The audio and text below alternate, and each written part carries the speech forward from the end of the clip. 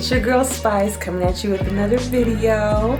It's been a couple days since I did my first update, so I wanted to come back and finish. I apologize for the tight shot, but like I told you, I bought a house.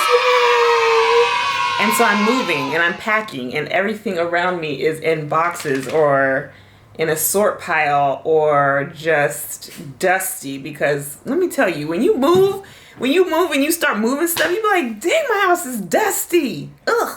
So anyway, yes, I did buy a house and I'm actually moving in 2 weeks.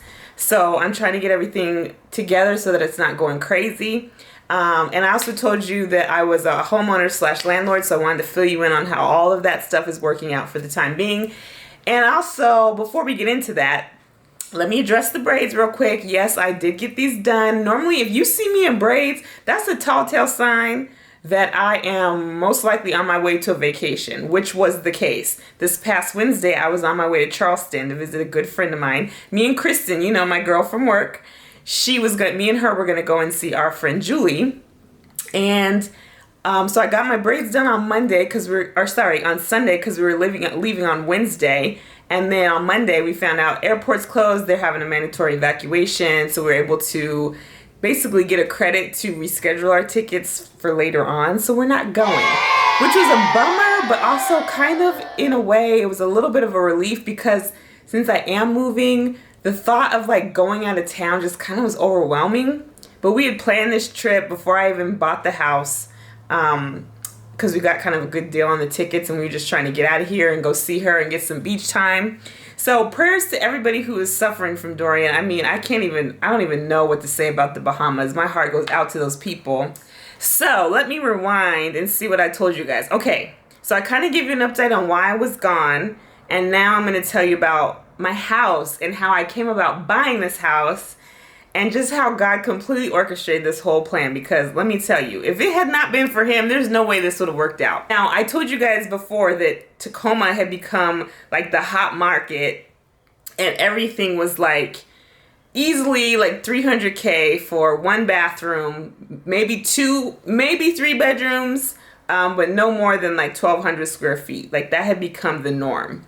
And then every once in a while you'd find a place that was still, I guess the neighborhood wasn't horrible because my aunt, she works for the police department and I have her check things to make sure like I'm okay. So things weren't like horrible. The neighborhoods weren't like really bad, but for some reason the houses, which typically were older and needed a lot of work, you'd get like those little small ones every once in a while that were like 1,500 square feet, still one bathroom, but only like $289 or $280. Now, when I first started, my budget was $250. And then over the year, it's increased to $289 it went to $275, then $280. And then last I was like, okay, I'm going to have to do this $300 because I keep getting outbid. And I was getting really discouraged because not only did I need the house because, you know, I told you they wouldn't let Pookie live here, but me and him are really working on trying to start our future. And I just figured if I'm going to buy a house, I want something that we can build in. I don't want this little box that we've got to flip and turn around and move in 2 years because as soon as we have a baby, we've outgrown it, you know? I'm all about getting the biggest bang for my buck. Now, the housing searching process was stressful enough, but like, honestly, my realtor helped at all in making that process smoother. She didn't. She did not help at all. A lot of it was just like, I think because we were friends, I let it go on too long because really I saw signs that she was not going to work for me months and months and months ago. But I've known her forever, so I wanted to give her that chance. And then it was like, I have got to let her go. But then the more you get in, the little bit of work she was doing, I'm like, well, I don't want to just gyp her and not get paid for her time because they only get paid if you buy a house. So it was this conflict and this battle. And I even like vented to other friends and Pookie because I'm like, am I tripping here or is this crazy?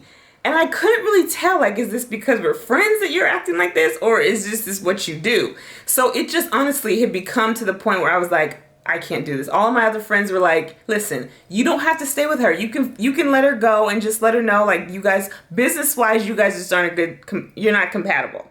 And it took me a long time to get there because I do really care about her, but it was like, you're playing with my money here. I feel like you're playing with my For one, my leniency and the fact that you are my friend and I'm like letting you do things or get away with things I would never let anybody else do. And then two, you're not listening to me. Like, I've never felt so unheard. And I couldn't tell if it's like, are you not listening to me because I'm your friend and you think you know best?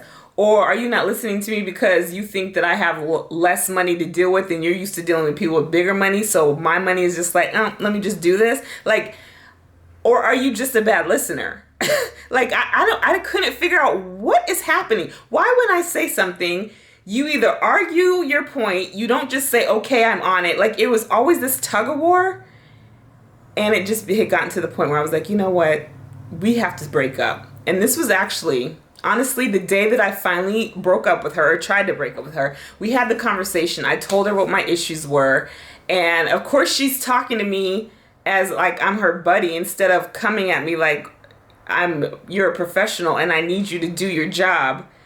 It just was, the lines were so mucky and it just was stressing me out and making me hate trying to find a house. Like, I didn't even want to meet with her whenever she'd say like, okay, let's go and park your car. Because she wanted to drive me around, and there were some days I just could not. Like, I did not want to be around her. I just wanted to get this over with. So I finally broke up with her and was like, I'm going to do something different. I'm going to go another route.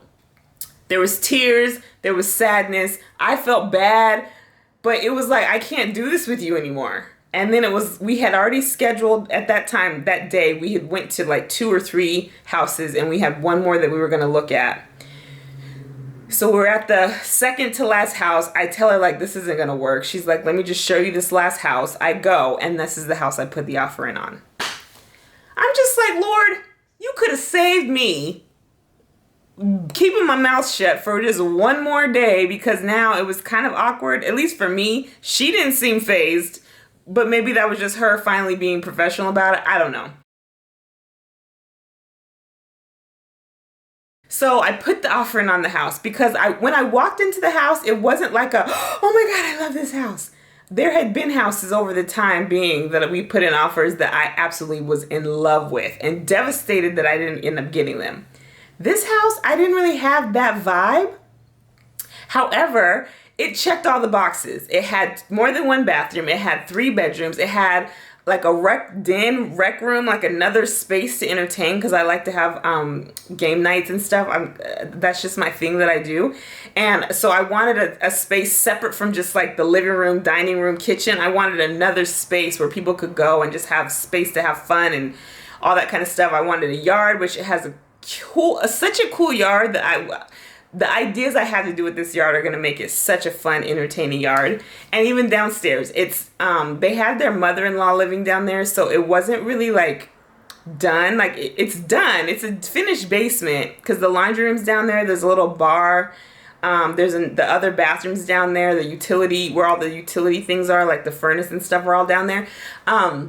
But I have so many ideas. Like, I've been Pinteresting like crazy. Like, I could see myself growing in this house with Pookie, our kids, our family. Like, I felt that. And I walked in and I was like, gosh, it just feels so familiar for some reason. It just had a familiar feel, and it felt warm, and it felt like there was love in that house. Like, I don't know how to say that. I don't know if that sounds crazy, but like, the kitchen wasn't exactly what I wanted. There was no master bathroom, but it just felt good. Like, the house had good feels in it. So they were asking a price that was a little bit under my my max, which already kind of was like, okay, so what's going to come back on the inspection? Because if they're offering this much space, the square footage was way more than I would have had with any of the other offers that I put in. The price, like I said, was lower than what I originally, or what my max was. It was in a decent area. It's close to the freeway. Like, all these things that checked my boxes, I'm like, okay, so the inspection is going to come back and I'm going to have to pay thousands of dollars to do all this stuff. So we put in the offer, and when I put in the offer, they send over the paperwork and they show the sellers' names. And I was like, oh my God, I went to high school with these people. I recognized the last names right away. My cousin actually dated the husband's sister in high school.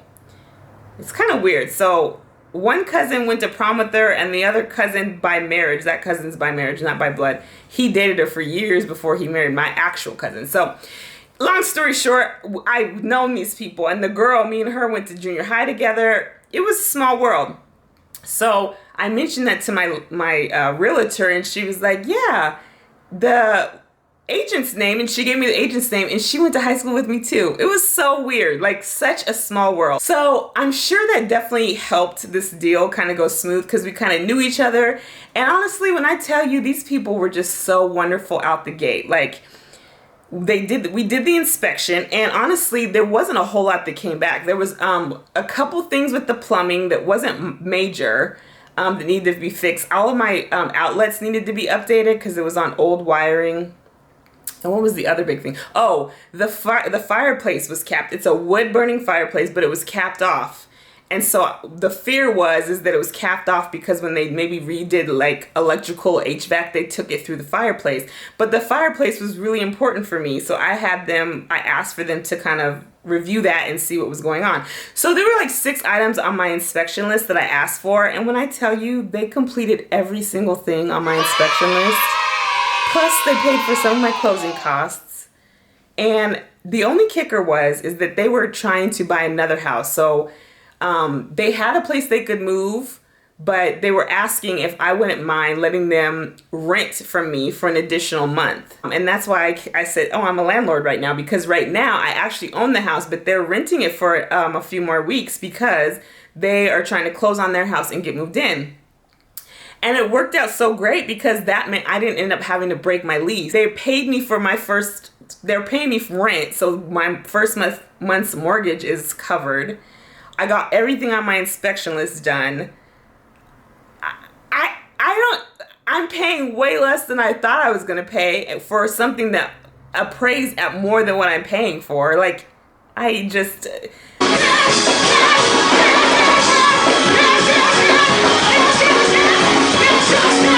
When I tell you, there were a couple nights where I said, God, you are going to have to do this. Like, there's no way. If you don't intervene here, I'm not going to be able to afford this. Like, I'm just not going to be able to afford it. My uncle had mentioned, like, oh, you have been listed in your grandmother's will. There might be some additional funds coming to you to help you, but that takes months, And I was thinking, like, oh, that would be a blessing. But months from now, I'm going to be completely out the game if this the market keeps going the way it is. And I really wanted to do it on my own, I was feeling blessed that I would have some, like a safety net or some additional funds that could help it, but I wanted to do it. I didn't want to depend on that, It happened. And I'm telling you, it was only because of God. I'm going to share with you a little bit, and I might cry because every time I think about it, it makes me emotional. But exactly 7 years ago, probably one of my lowest moments and one part of my life that I remember feeling like such a failure. But exactly 7 years ago, I lost my first home to foreclosure. It was at the height of the economic crash. I was in one of those illegal loans that they put me in. Ended up getting some money back for that, but like I lost my house because I just couldn't afford it. And the way that they had set it up, it was like an adjustable rate, and what they told me it would adjust to was not the truth. It like tripled and doubled and tripled and doubled. It was just too much, and I couldn't afford it. And I remember when I had to do the foreclosure, I just felt so low, and I felt like I'm never going to be able to buy a house again. I'm never going to be able to buy a house. I feel like I didn't even deserve it. I was given this opportunity, and I lost it, and I just felt like such a failure. And I also lost a job around that time, and I just felt like that was just a moment that I'll never forget, feeling so low. So exactly 7 years later, being able to purchase a home at the height of the housing market, like, I know it wasn't me that did that. I know it wasn't me because I know what my bank account says. I know what my bank account says. I know what I can afford every month. I knew that even what my max was going to stretch me, like really stretch my finances. But it was like, either you do that or you don't get it. You know what I mean? 7 years, within that same 7 years, Pookie will come home. And that 20 something years that we've been doing this will finally be over. And this was my 7th offer that I put on a house. I put in 6 other offers before I put in this one, and number 7 hit. Now, before anything comes of that, 7's always been my favorite number. 3 and 7 have been my favorite number, but I also know that 7 is a number of completion. In the Bible, you read about it whenever, like, you see little proverbs and they talk about the number 7, how it shows, like, when the 7 keeps coming up, you're on the right path. Like, things are really working. When you see that, that means you're going in the right direction. 7 days is the number of completion that God used when he created the heavens and the earth. Like, it just baffles me that, like, when he shows you that, yeah, I'm the one that did this for you, like, you can't deny that. I can't deny it. People might say that's a coincidence, or, I mean, okay, that's cool. But for me, y'all, in my heart and my soul, like, I know this was God. Everything that's happened with this process, it was him. Now, my realtor being the one and only sore spot in the whole thing really doesn't matter. Like, I'm annoyed, and yes, it bothered me, but, like, that's such a small thing for what he really actually did for me. It was kind of like, if I'm going to do all this, you're going to have to deal with that. You know what I mean? I just feel so blessed, and I'm so grateful. And it's kind of, I was telling my cousin and sister a couple weeks ago, like, I couldn't stop crying. And it wasn't because I was sad, but my sister was like, joy makes you cry. And I was like, oh my God, this is joy. Like, I haven't felt this. I mean, if I've ever felt it, I didn't know, and I couldn't recognize it, and I couldn't identify it. But, like, I'm just so happy, and I'm so grateful. I'm grateful because my bank account still has money in it. The money that I spent or, put towards the house, I got a big portion of that back, which never happens. But based on this program that I qualified for, I was able to get my earnest money back. So I'm going into this with money in my bank account. The sellers have paid me rent. So my first month mortgage is already paid for. My job, I found out, had been underpaying me, and so they owe me a retro check that is almost the amount of 2 paychecks. So that's almost a month's worth of salary that I'll get on top. I mean, where this money's coming from and how it's automatically just coming, because I asked him for it. I asked him, I said, God, I need you to provide for me. I cannot do this and have no money, because when I tell you, money is the area of my life that will stress me out. Like, it really affects me. And I told him, I don't want to be, like, in this and be miserable. I still want to have a quality of life. I still want to feel comfortable. I don't need to do everything I did before. I'm okay with cutting things out. But I still want to just be able to have the funds available to pay for my lights. I don't want to have to be shuffling around and, like, stressing out and, oh God, how am I going to do this, And I'm going into this with a cushion. And you guys, please don't take this as me being anything but humble, because that is exactly where it's coming from. You can't know what I've been through. You cannot know what I've been through in the last 20 years, but, like, really the last 10 were just really hard for me. And there were parts of those 10 years that I just felt so worthless. And I realized then, it was a time where I was really, really, really dealing with my faith and not kind of reestablishing my relationship with God and understanding what God meant to me, and how maybe what I was taught he meant wasn't the same thing as how he really, worked, and how I could apply him to my life. But I'm not saying that every time you ask God for something, you just get it, because I am a witness that that's not the case. But when he wants you to have something, when what is for you, there is no denying it. There's nothing that's going to stop that. What I had to remind myself is when I kept getting denied for those 6 other offers that I put in, Babe said, Candace, your house is out there. That just means good. You move that one out the way so you can be ready for your next one, because what he has for you is for you. So stop thinking like, oh my God, I didn't get it. No, you weren't supposed to get that. Wait for what you're supposed to get. And it's so hard to do when you're in it. It's so hard when it seems like you keep getting hit left and right with like one thing after another thing. And I've been in those phases, and I've seen some of your stories recently and people's posts, and how life just is hard.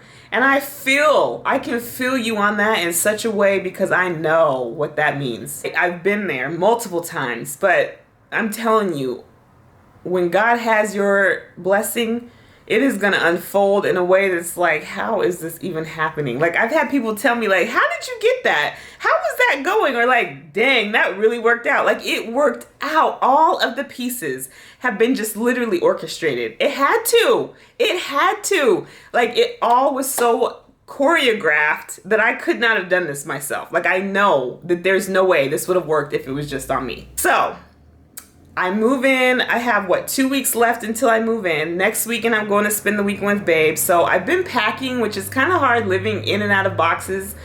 But I know after I see him, it's like game on. God has just been blessing your girl. And I'm sharing this part of my story with you because I just want to encourage you. It's coming. And some of you, like I've even mentioned to some of you online, like y'all better brace yourself, because when he is ready to bless you, you're going to be blown away. And it's not even going to be something you can really put into words, because I don't even feel like I gave justice to this story. Like I don't think I've shared it in a way that makes you really understand how amazing this is. But y'all, I am just so grateful. Of course, when I move in, I'll show you guys. There's work that needs to be done on it. It's not like a walk-in and just like everything's updated, nothing like that. But I'm excited to do that. Like, I'm excited to have a home that I could just live in for as long as I want to. I can update it, make changes, paint. It's mine to do what I want. And I'm just so, so grateful. So probably the next story that I'll tell you is kind of about just sometimes how those miserable times are necessary. And I'm going to kind of tie that in so that you guys can see how that a lot of my misery, including jobs I hated, people I couldn't stand, things that I had to go through, so necessary for me to be in the place I am right now.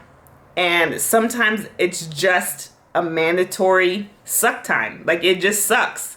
But like, I'm going to share a little bit more about that so you guys can really understand, like, you're not alone. And I'm telling you, you keep on that path of being faithful and stay true, and your blessings coming.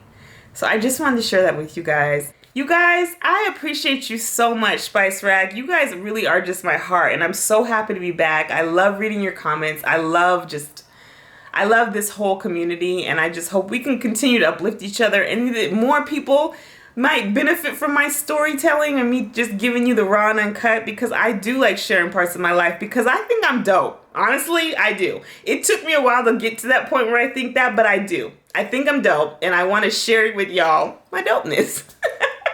But y'all are dope too, and I just have a good time with you guys. So I appreciate y'all so much. If you're not a part of the Spice Rack, why not? Because we be having fun over here, and I think you should be a part of it. So come on, join. Click the button, subscribe, like, comment, share. If you know anybody that this might uplift, I would love it if you shared it with them. However, I will be back with you guys really soon. I pray God continues to bless all of you. Know that I love you, and I will see you guys later. Bye.